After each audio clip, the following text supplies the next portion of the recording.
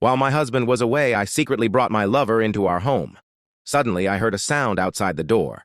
As I watched the doorknob slowly turning, my entire body began to tremble. Strangely, the person outside never entered. Only then did I breathe a quiet sigh of relief. After my lover left, I stepped out of the room, still holding on to a faint sense of hope. At the doorway, I noticed a neatly placed gift. When I opened it, I saw my husband's name written on it. In that moment, I froze completely. I immediately called my lover, trying to figure out what to do. But before we continue, if you wish for this poor cat to recover, leave a like, subscribe, and write a nice comment. Maybe something is speaking. My husband suddenly burst in. He ordered me to go with him to Mitan Prefecture in China. He claimed it was for support work, but in 1925, Mitan Prefecture was suffering from a severe cholera outbreak. I knew very well that he was pushing me toward danger. I refused him on the spot, but he threatened to expose my affair. "I'm divorcing you for adultery," he said. "I will name Charles Townsend as your lover."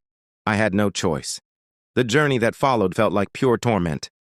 Along the way, we passed a funeral procession.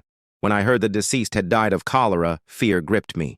But Walter showed no concern at all. After a long and exhausting trip, we finally arrived. In front of us stood a run-down wooden house. Inside, everything was covered in thick dust. On the bed, there was a strange doll left behind by the previous owner. That evening, a British missionary came to visit us. He said he had come specifically to welcome us. He warned that we needed to get vaccinated before going outside, otherwise we could easily catch cholera and lose our lives. Only then did I truly realize that this journey was far more terrifying than I had imagined. Early the next morning, Walter left with an officer. In the days that followed, he rarely returned home.